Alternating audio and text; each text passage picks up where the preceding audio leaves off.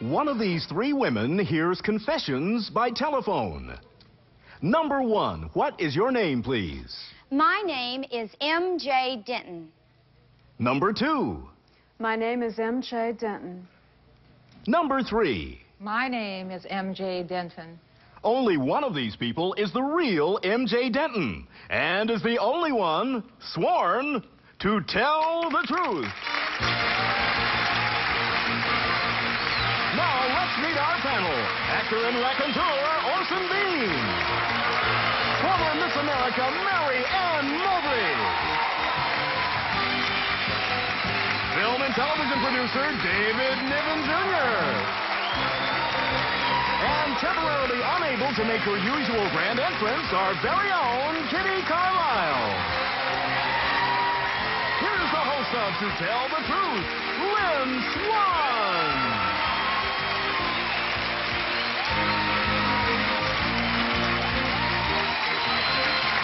Good morning, panel. Welcome. Good morning, Lynn. Kitty, how's your knee today? Much better, thank you. Everything's coming along fine. Good. And everyone is feeling very good today, I take it? Yes. Just tolerably well. Just tolerably well? Yes, but I'm going to work on it. Okay. Well, maybe the show Is it an today... English or a Southern phrase? They're Southern. Oh. Well, then let's get started for our first presentation. All of our challengers, all three who claim to be M.J. Denton. Now, here is her story. Those initials, I get kind of thrown a little bit. Read along with me this affidavit. I, M.J. Denton, operate a telephone confession service. People call me on a 900 number to bare their souls. They confess everything: infidelity, burglary, child abuse, rape, and even murder. Strangers tell me long-hidden secrets to rid themselves of loneliness, anger, and guilt. I'm not a therapist, but I believe I am doing some good in being a faceless voice with a sympathetic ear. When you dial 900 number, an automated voice instructs you to press line 1 if you want to make a confession, or line 2 if you want to listen to other people's confessions. As a telephone mother confessor, I have received over 200,000 confessions. Here are the voices of some of my callers. I fooled around on my husband. I've cheated on my wife several times. And I embezzled over $10 million. I don't understand how you could have slept with that other guy. I'm not gullible. I'm in love. My callers have dubbed me Ms. Apology, signed M.J. Denton.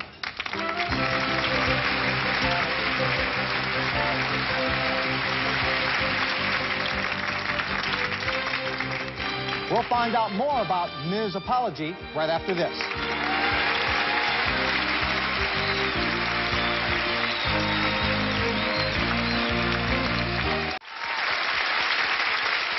All right, panel. These three people all claim to be M.J. Denton. Let's start the questioning with Kitty Carlisle. Oh, thank you. It's fascinating. I'm dying to know more about it. Number one, if you hear about a murder, aren't you obliged to go to the police? All of our callers are anonymous. We ask that they do not give their name or phone number, so I have no idea who they are. I see. Number two, why are you called Ms. Apology? The caller needed to dub me something, so I was human. And number three, what, you never give advice, even though you're tempted to, I'm sure. The only advice I ever give is for those, there's a pre-recorded message that tells anyone in immediate distress to call one of their local 900, or one of their numbers in order to get one of those, what do they call those lines? Number An two, emergency you mean line. suicide. Yeah. Number two, it would be a suicide thing. That's it. Crisis. Time yes. is up. David Niven Jr. Thank you. Number one, how long have you been doing this for? 2 years. And number two, where do you operate out of? Los Angeles. From your home? No. All right. Number three, what is the strangest infidelity story that you were told?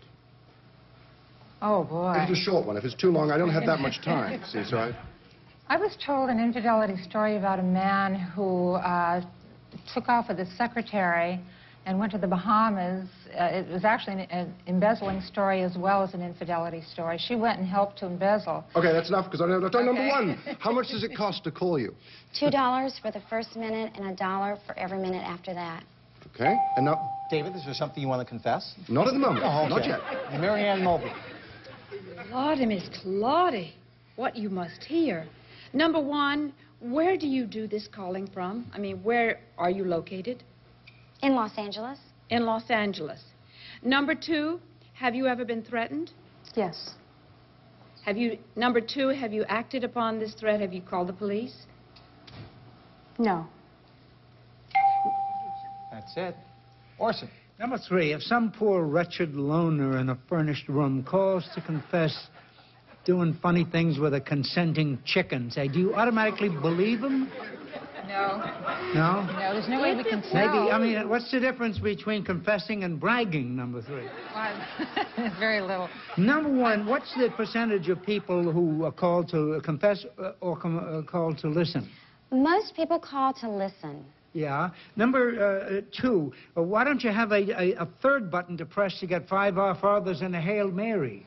And in other words, confession in the church means that you're given a little penance, then you feel better. Had you ever thought of that? You can use it if you want. Number three. I'm Number not two? here to judge anyone. Not here. Oh, bless you, darling. All right. That's it. The time's up, panel. And it's time for you to vote for either number one, number two, or number three. Our team of challengers will receive $500 for each incorrect vote with a guarantee of $1,000. And if the panel is fooled completely, that team will receive $3,000. So, panel, if you're ready to cast your vote, we'll begin with Kitty Carlisle.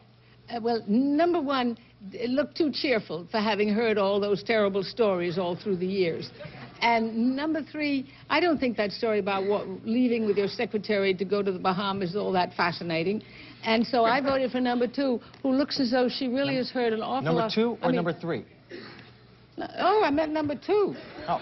Number two, number two. I'll let you do it this time, Katie, but watch it next time. Thank you so much. Okay. David. Well, I actually voted for number one because number one seemed to be the most outgoing of the three, and I figured that if she was going to be on the other end of the telephone, that's the voice I'd like to hear. Mary Ann Mobley. It's a unique idea. I didn't think it was number one because she had a southern accent and she said she lives in Los Angeles, but it could be that she came from the south and she lives here now. Number three stumbled a little over the answer, and number two corrected her. So I think it's number two. All right. Orson Bean. I voted for number three because she looks rich. Well put, Orson. Very short and to the point. Well, the votes have been cast. We have 1 vote for number one, 2 for number two, and 1 vote for number three. Now, it's time to find out who the real Ms. Apology is. Will the real M.J. Denton please stand up?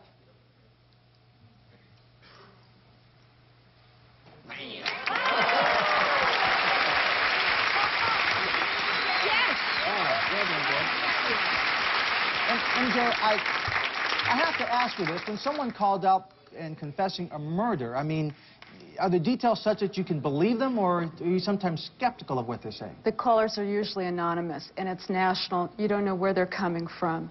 But do they sound believable most of the time? Yes, but most of the calls deal with infidelity. Yeah. In 2.5 years, I've had 3 murder calls, related calls. Well, just don't tell them what neighborhood you live in at all, okay? Let's find out who your imposters are. Number one, your name, and what do you do? My name is Deborah Mussett, and I'm a first-grade school teacher. Wonderful. Number three, your name, and what do you do? My name is Lynn Cartwright, and I sell subterranean real estate. I sell grave sites. Oh, thank you. Grave sites. Well, there were 2 incorrect votes at $500 a vote, so your team will receive $1,000. And thank you for being with us on To Tell the Truth. We'll be back with 007's Fall Guy right after this.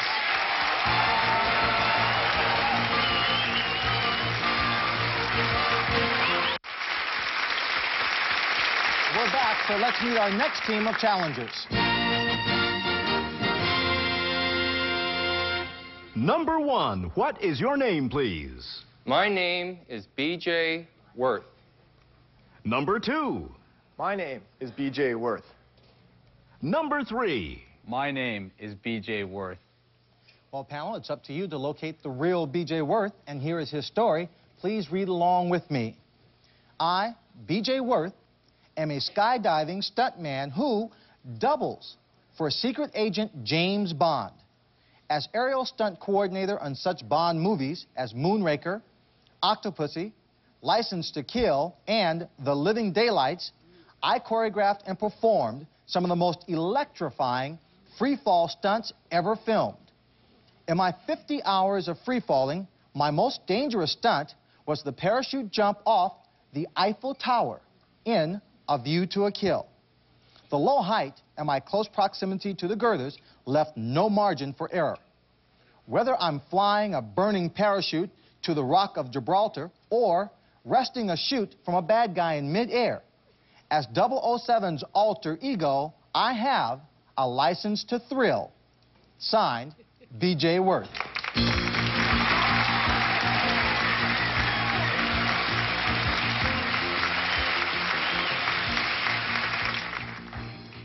Well, they're all set to thrill you, so let's start with Orson Bean. Thank you, Lynn. Many of us James Bond fans believe that the opening sequence is always the most thrilling part of the movie. Number 3, was the jump from the Eiffel Tower part of the opening sequence? No, it was not. All right. Number 1, who's your favorite Bond? Timothy Dalton. Okay. Number 2, do you pack your own chute, or is that just a myth? No, I do pack my own chute. Is it generally the case that parachute jumpers do pack their own chutes? Well, I'm licensed to pack my own suit. Number 3. That's it. Thank you, Orson. Mary Ann Mobley. Number 3, what is considered the most famous opening sequence of all the James Bond movies? Probably the scene that I was not in where the stunt was done. It was a ski jump off of a cliff. I was not in that scene, though. Number 2, who did that jump off the cliff? That was Steve Awesome. Number 1, what is the point of no return? When you hit the ground?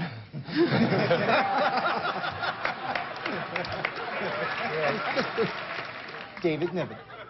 Number 1, how high were you up on the Eiffel Tower, and how long was the fall? I was up 900 feet, and I fell for 3 seconds. Number 2, let's go back to the most exciting moment of the James Bond opening with the snow. Were you involved in that one or not? No, I was not. But you knew the person who was? Yes. Did the Union Jack open in the parachute, or was it the Stars and Stripes, or what flag came out? Union Jack. Union Jack. Good. Number 3, as a matter of... Why are you laughing? Okay. No, wait. Oh, your time's up. That's what you did for trying to get me. The Union Jack. You knew that. You just wanted it said out loud. Well, being English, I'm in the minority here. Well, I understand. I don't blame you. Kitty. Number 2, aren't you supposed to start to count when you begin to... at what point in the counting do you make sure that the parachute opens? Well, I can tell when the parachute should open by the whistling of the wind. And number 3, how many times did you count on the way down from the Eiffel Tower? 3 seconds. Number 1, did you practice this before you filmed it?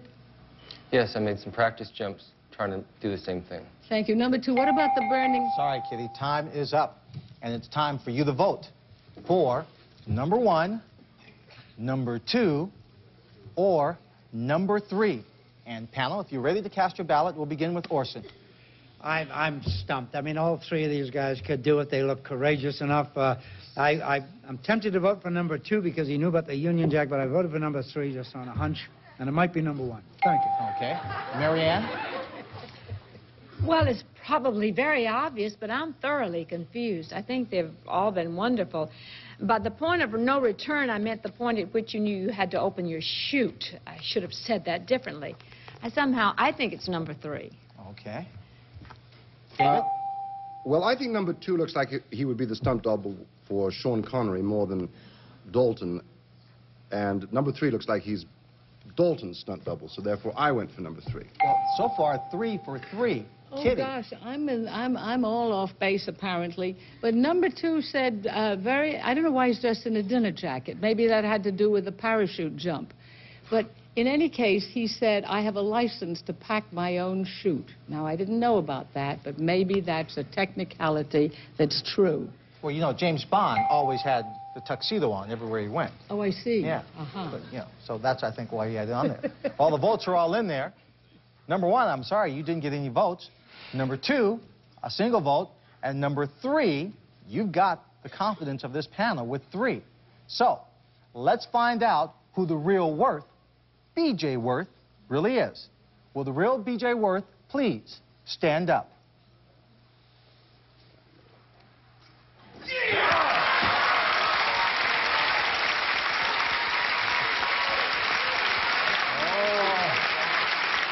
got you. Let's find out who our imposters really are. Let's start with number 3. My name is Todd Rowe, and I'm a bartender. We've seen a lot of James Bond movies. Number 2, your name and what do you do? I work for Los Angeles Water and Power. My name is Bond, James Bond. No. Number 2, your real name. My real name is James Bond. You're kidding me. Your parents read those books, saw those movies? Yes. Okay. Well, listen, you stumped our panel, so your team is going to receive $3,000, which is terrific.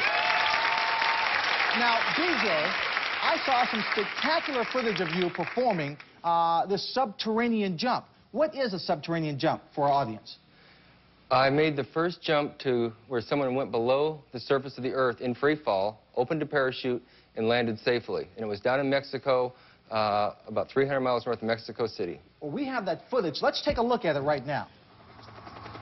Explain to us what's happening. I'm in a helicopter about 300 feet above the hole there, and the helicopter gets over the center, and I drop into it. I fall for about 8 seconds until I'm 600 feet inside the earth, and then I deploy my parachute. How wide was it inside the cave? On the top, it was 150 feet across, and down where I opened, it was about 400 feet across. Now, you had to be a little scared, at least very, very nervous. I wasn't a little scared. I was very scared. Well, you did a terrific job. Thank you very much for being here and playing To Tell the Truth. We'll be right back to play one-on-one with someone from our studio audience in just a moment. Now it's time to play one-on-one with someone from our studio audience. So, Burton, who do you have for us today? Lynn, today meet Scott Jedlick from San Diego, California. Hi, Scott. How are you? Real good. How about yourself? Do you feel lucky, Scott? Yes, I do. Yes, I do. Okay, Very we're lucky. about to find out. Here's your chance to play one-on-one. I want you to meet a gentleman with 2 stories. His name is Victor Colicchio. Victor, welcome.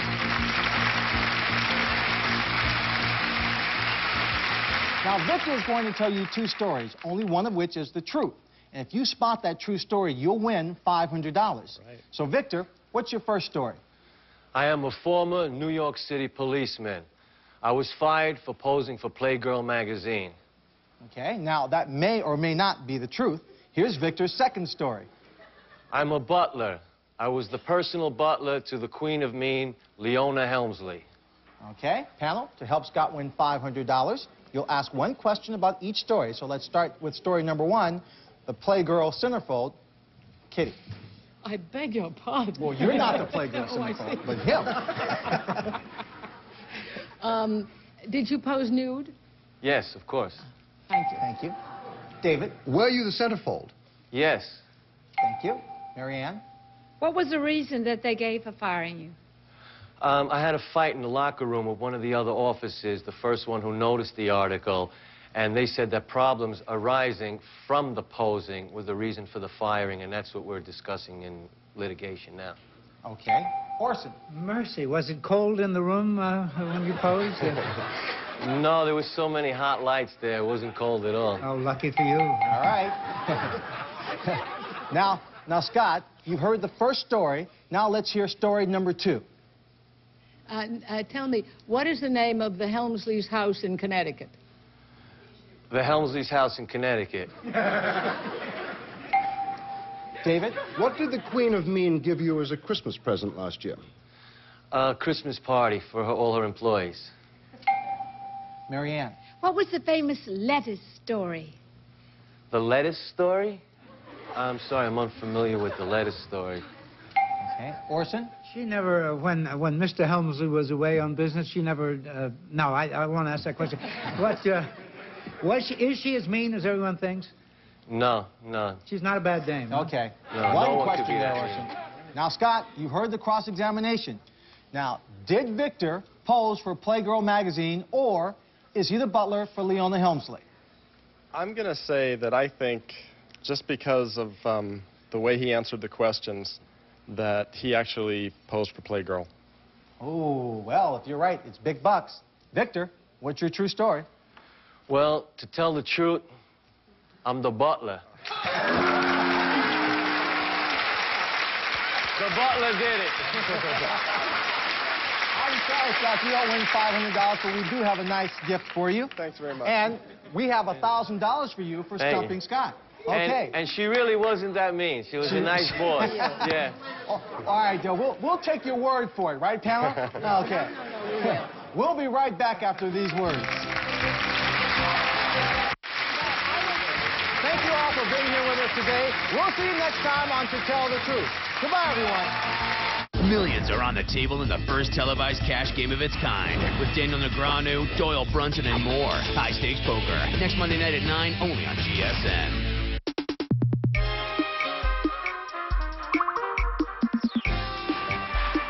GSN.